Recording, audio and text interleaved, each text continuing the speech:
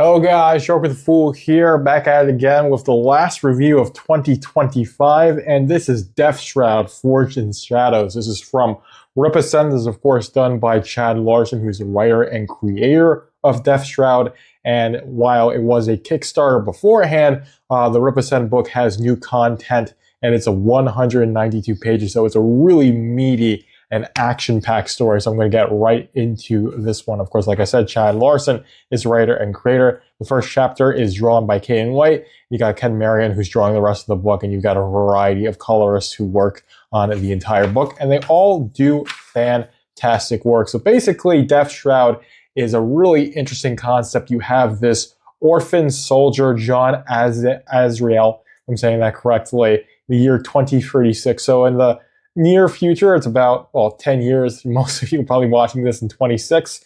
He's a 31-year-old soldier. He's on a mission in Colombia. His squad gets killed, but he lives because he's actually the son of Death.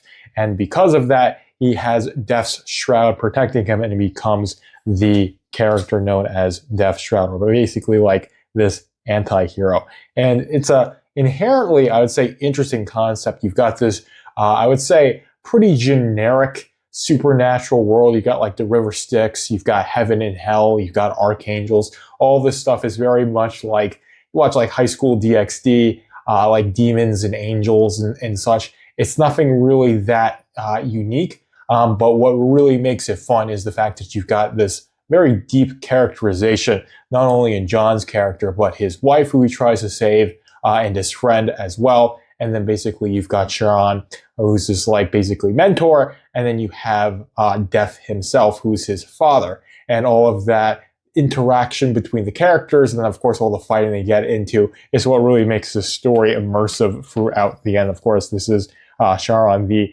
mentor character. Very interesting. And all these character designs are done really well. And of course, I'm flipping through Kanan's artwork right now. I'd say it's the best in the series because Kanan is such a fantastic artist. Of course, editor for Rippaverse in general.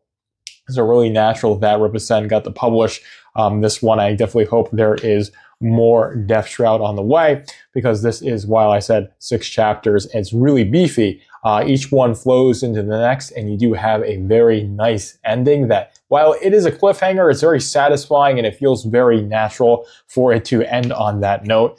It's a good point for it to end, and hopefully the story does continue. And like I said, this is a very well-drawn book from KNY. All the panel layouts are really good. All the lettering is really good.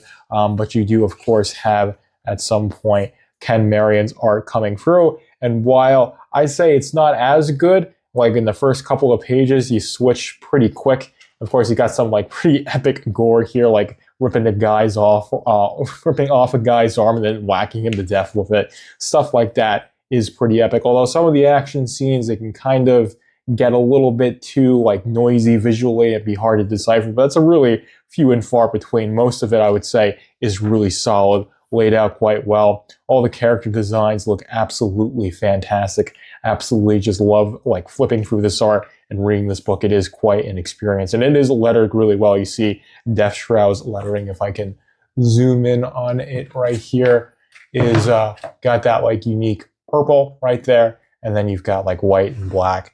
So it makes the book pretty easy to read and decipher when you've got lettering. And I always love lettering where it differentiates between the characters speaking. I always find that to be the best, and this book does it quite well. And then, of course, you've got pretty nice transitions between the chapters. So you got like chapter 3, and then it just goes right into that. So each chapter ends on a really good point. They flow into each other. So Chad has a very well-paced story. It's very tight, and it starts at the absolute beginning of his character, and then it just builds and builds from there, making this a really, really good just story to get introduced to in Lawston. And like I said, I really hope there's a more Deathshroud, because this is a fantastic book. It's probably some of the best work in indie comics, just in totality, whether we're talking about the art and the story. It all just flows and really melts together, which is, I'd say, a bit rare to see from as many people who are working on this book, because you've got one writer, 2 artists, and then you've got a bunch of colorists. But it feels very, very consistent. It feels has this unified vision. And that's a real testament to how good people are at collaborating, that you can get stuff like this. So it's not impossible when you have this many hands in the pot. It just becomes a bit harder for that to happen. But it's a fantastic storyline. Like I said, very cohesive, whether we're talking about how the characters interact with each other, all the character designs, the panel layouts, the writing, the pacing, all of it really comes together. And it's just this fantastic immersive experience of just reading this book. And like I said, what really makes this book shine is not necessarily the lore or the world building. While it's not uninteresting, it does, like I said, have this air of being generic, because you're dealing with like heaven and hell and the river Styx and the character of death. These are things that have been done, well, to death before, fun, I guess, somewhat intended. But what really makes it interesting is the fact that you've got, I would say, a bit of a unique shtick of like death creating life. I like that theme. It's very philosophical. And then you have the character interaction. So the characterization of John, this is his wife, Elizabeth. You've got his friend, Rick, who gets experimented on by this government organization, Sector 4. All of that really comes together and tells this really interesting and, I would say, unique story. So while a lot of the parts, and again, this is the friend Rick getting saved, and he's got this like celestial arm. So it just makes a story that feels unique and gritty and supernatural, while having these real world grounding elements. Like he has a wife, he has a friend.